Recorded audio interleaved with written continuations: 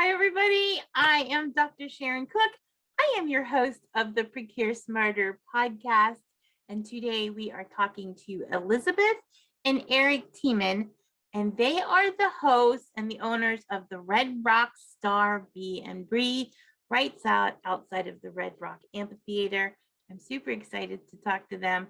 But first, a little commercial on our part. We are sponsored by the ProcureSmart Purchasing Agency. If you have new construction, conversion, or renovation, or a PIP that you need help with, we would love to provide your FF&E and OS&E services. You can reach us at www.procuresmartco.com. You can call me on my cell phone at 919-605-9287. Check out our LinkedIn, our Instagram. We even have some TikTok floating around out there. Okay, guys, everybody stay tuned. We'll be right back with Elizabeth and Eric. Hi, everybody. We are back with Elizabeth and Eric. Is it Teman? Yeah. And they are the owners of the Red Rock Star B&B, and we're so excited to talk to you today. You guys are amazing. Thank you. Welcome to the show. Thank you. We're happy to be here. Okay, so first of all, I like to do like some touchy-feely stuff. I love to know your journey, and you guys have a great one. So could we talk about how you two met and then how the B&B started? Sure. Yeah. So Eric, do you want to explain how you first saw me? Well, it was 7th grade. It was a health ed class and sex ed class. Mid-year, and I'm just looking at everyone's shoes, and there was a strange pair of Vans that in 1979 was in so I remember looking up and first seeing Liz, and she had just transferred in, and I was in love with her immediately. And then fast forward to our junior year, and we were going on a field trip that I didn't want to go on, and I was sitting there with my friend saying, I really don't want to go on this trip. And then on walks Liz, and I says to my friend, I gotta go. And I get on the bus, and there's maybe 10 people on the bus, and a lot of empty seats, and I got brave and I asked her if I could sit next to her, and we went on a date to Half Moon Bay, and that night we dated a little bit in high school, and then went our separate ways until I think 2015. Mm-hmm. And then on Facebook I found Liz, and she friended me back, and we started dating. And he at that time had his daughter was about 15 years old, and I saw a beautiful young girl, and I said, oh, you know what? Karma's sweet. Because now he's a daddy of a beautiful young girl. Yes. Doesn't that come around to get you? Yeah, it did. And so then we started talking about our art projects, and he would send me pictures of the stuff he was doing around his house and the woodworking he was doing. And I sent him pictures of some of my paintings and my garden stuff, my beautiful flowers and my veggies. And we just started, exchanging creative ideas and fell in love with each other's creative tendencies, I guess. That's nice. Okay, so let's fast forward a couple years. How does the B&B become about?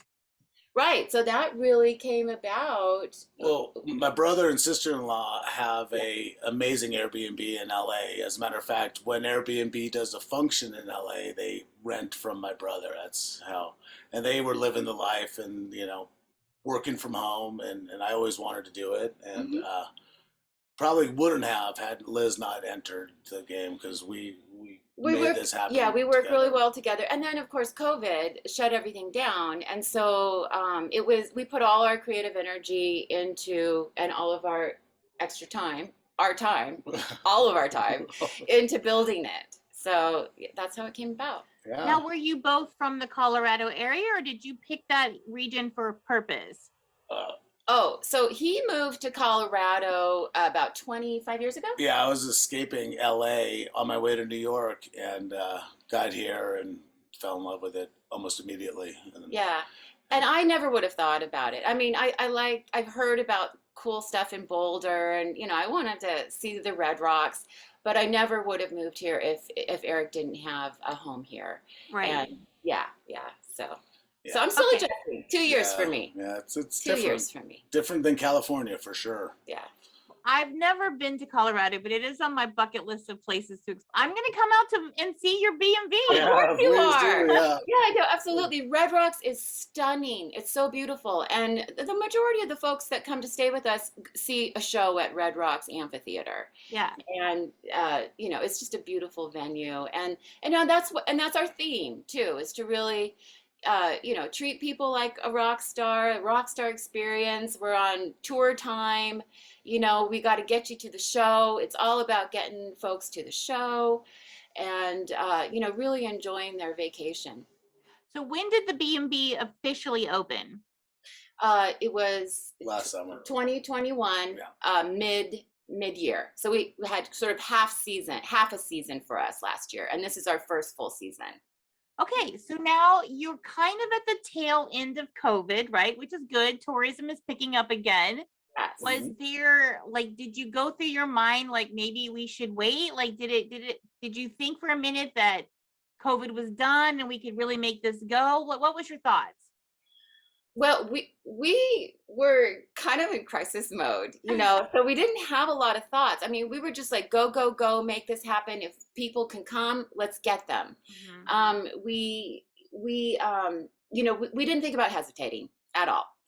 No. That's amazing. Don't you think that there's a lot that can be learned from people who are just just do it, just jump in, go for it?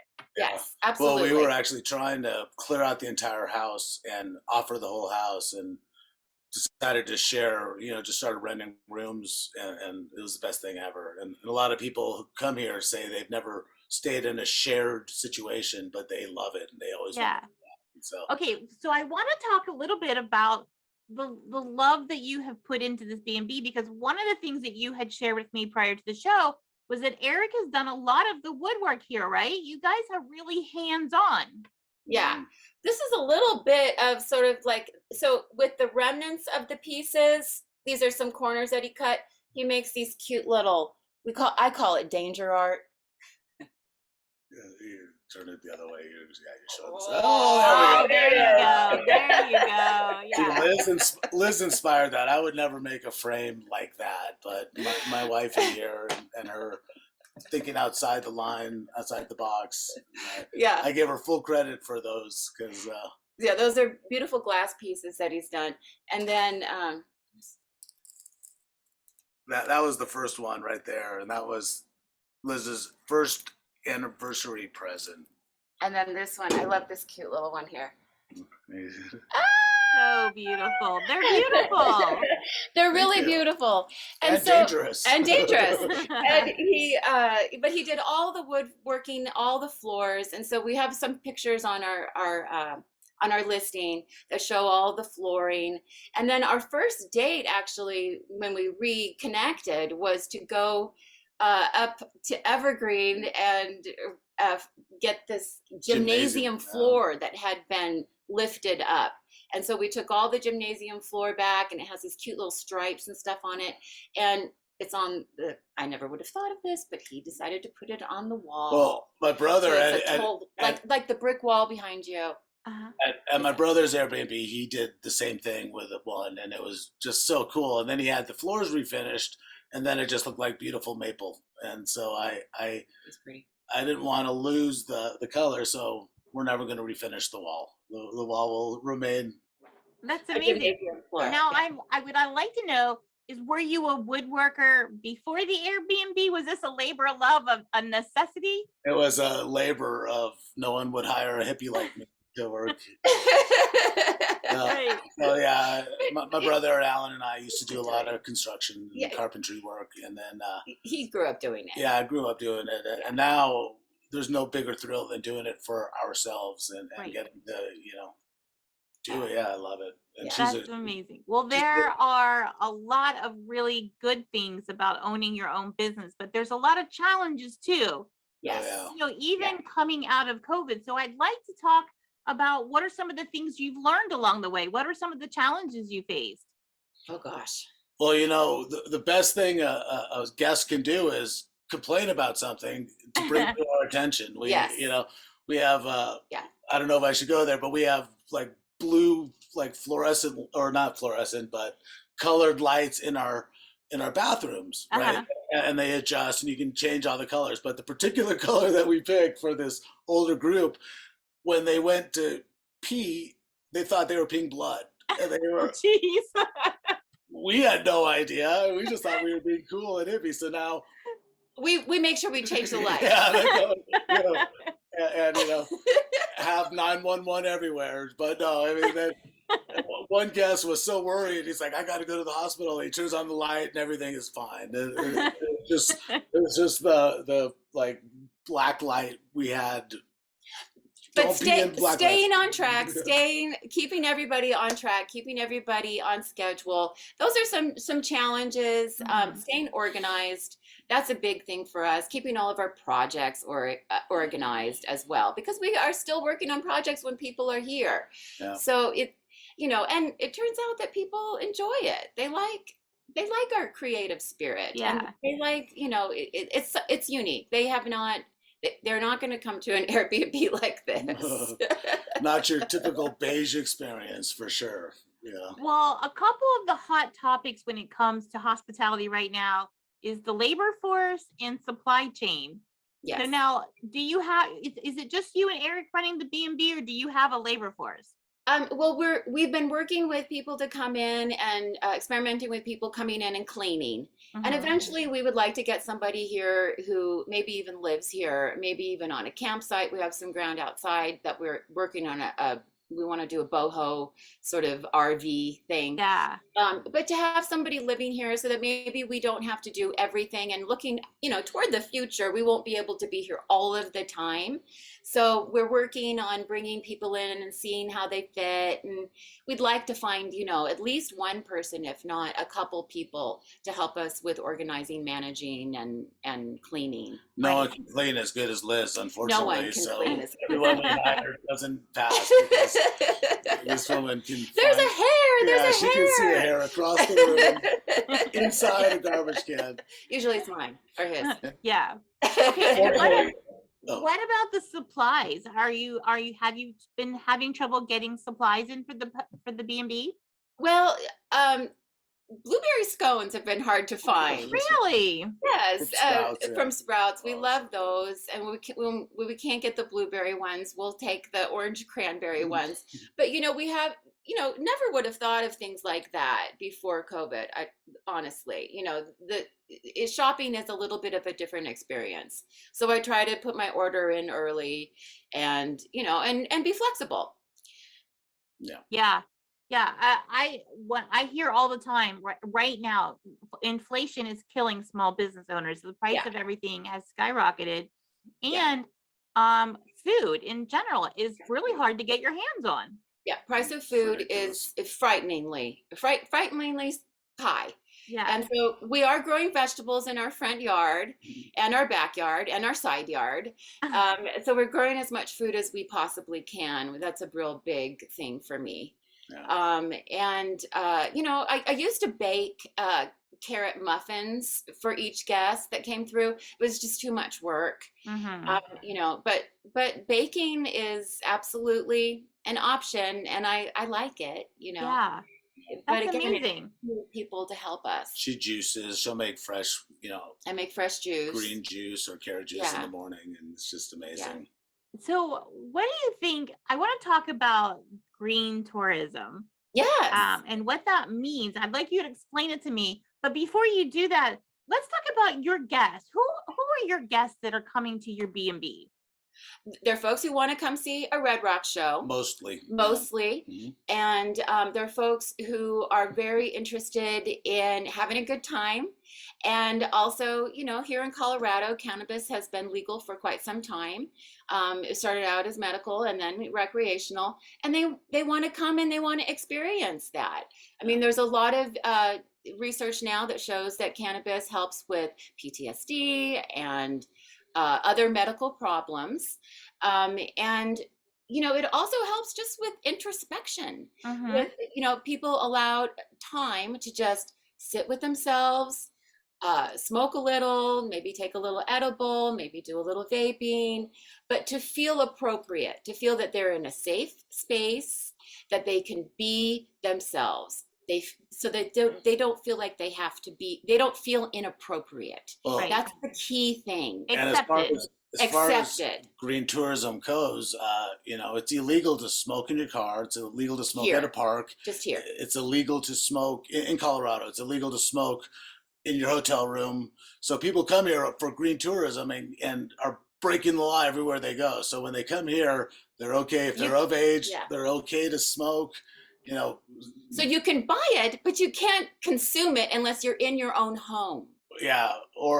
And most So people are in a here rented it's car. safe. And in a rented, yeah, so it's safe, and people just love that. And actually, most of the green tourism has come from Kansas, believe it or not, which is A lot of Kansas. Yeah. one state away, and I guess still under Yeah. strict, silly laws. It's So is that what green tourism in essence is? It's because of that law that you can buy it, but you have to smoke it inside a private residence. Green tourism is is people going to visit any states that have legal cannabis. Okay. Okay. And what's weird is Thank you. Colorado's product has become sought after worldwide, even though They started early. It's a beautiful sunlight and water to make a beautiful cannabis plant. It has a sweet, different feel. I'm from California. I thought California cannabis was the best. We're not going to say who's the best, but because Monterey is pretty great too. But Colorado has its own sort of flavor and taste, and there's a different feel to it. It's sort of like thinking about different wines and different vineyards, and how the water and the sunshine and the weather and the climate all affect the plant. Okay. Is there challenges that come with this new green tourism if you were giving advice to other people who were interested in the green tourism, what would your advice be? My first one is set and setting. So set and setting is a term that comes out of the Albert Hoffman and Tim Leary, where they were experimenting with psychedelics, because it does alter you. And cannabis is not a psychedelic, but it's an entheogen. So it really does alter you. And set is your mindset, and setting is your environment. So don't imbibe and then go running up a mountain without water and hug trees. Hug trees, definitely, but take some water, consider your mindset, consider your setting. Consider that you're a mile high, because a lot of people are coming from sea level, and it's a real thing. Altitude is a real And thing. do you find that you have to be a little bit of a teacher to teach people, how to do this properly, safely?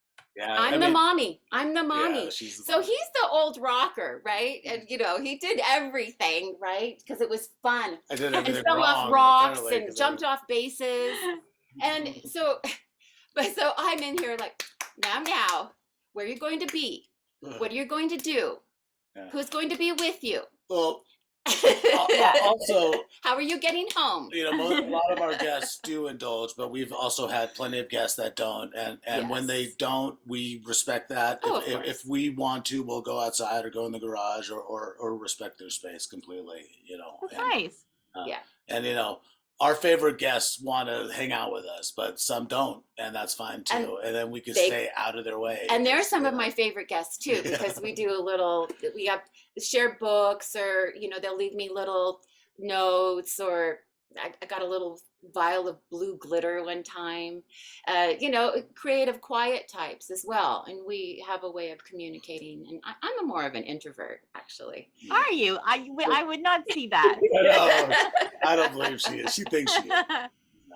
I'm a performing introvert. Yeah. Let me ask you about your support system for this green tourism. Do you have other support systems that you talk to and share ideas and collaborate?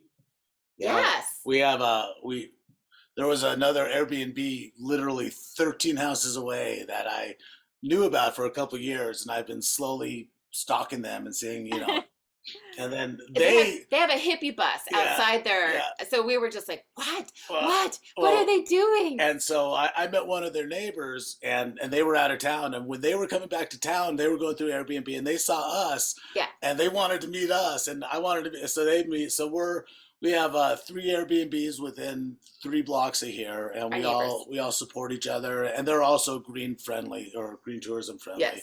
and 420 positive. like if we are booked and they're not, and we have a friend come in, or a guest come in, we'll send them, and we're all like taking care of each other, which is it's Yeah. really neat. It's That is Yeah. super nice. And if we get like 4 more, then we could unionize. No, I'm joking. Well, but the new economy, I think, is going to be about neighborhoods taking care of each other, and on Nextdoor, I'm on Nextdoor a lot, and finding places where we can exchange vegetables, we can exchange services. I also do body work, and so I've had neighbors come in and receive body work.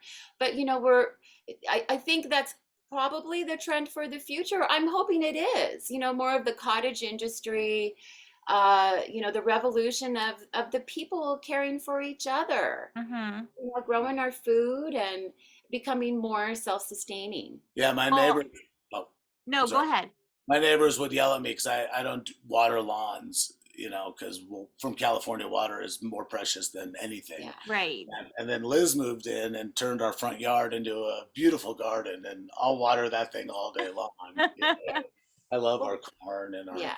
cucumber. Well, I was going to say, I agree with you. I think the cottage industry is, everyone's talking about the great resignation. Well, where are all the people? Where did they go? And I think they went home and they're reassessing what the next phase of life looks like. And I think that's going to be smaller, less corporate, smaller industries.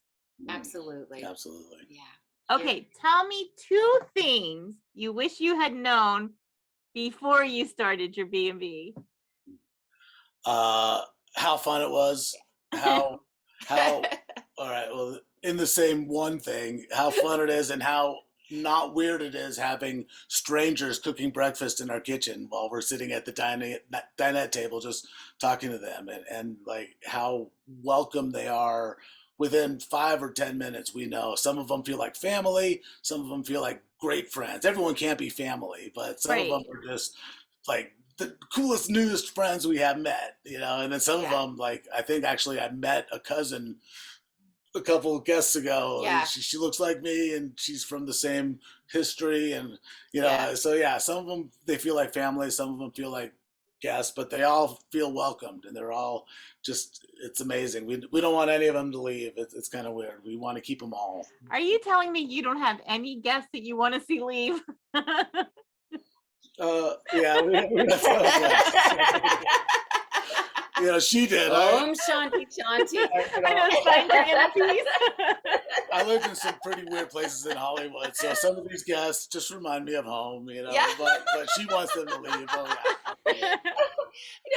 But on that note of what we wish that we had known before, honestly, I was really hesitant about having so many people in our house, and it's not a problem at all. Yeah. It's really not a problem at all. Knock on That wood, was a 'cause, big scary thing for me. Yeah. Because I'm so private. Mhm. But we've worked it out so that we have our own space, and it just doesn't feel weird at all having all kinds of interesting new people Well, and what's funny in our life all the time. We've reclaimed everything upstairs is the rooms we rent out, and Yeah. everything's been reclaimed, and if something breaks, we'll fix it. Whatever. We don't care, I mean, really, you can't destroy anything that we care about. I grew up in a real kind of precious house, and not that everything's not really, I love everything. Everything's precious, but if it breaks, it breaks. Right. Yeah. It's not a big deal. Yeah. It's Yeah. just everything's fixable. Yeah. So yeah. Tell people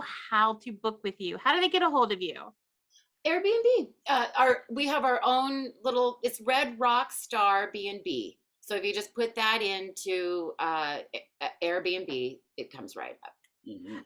And I do want to give a shout out. I mentioned it earlier. I did watch the YouTube videos. You guys are adorable. Thank you so much. We're working on that. We're trying to Yeah. get a set together so that we can, do some local gigs here. Liz has an idea. Thank of you for playing. saying Yeah, that thank you. and visiting. we're thinking senior citizen homes and stuff. Yeah, I'd like to do just that. a couple hours, and she does yoga I do and some movement and some, maybe some chair exercises and things like that. So Well, bringing it all together. I'm thinking about what senior citizens what they listen to. Yeah, we're almost there. So Right.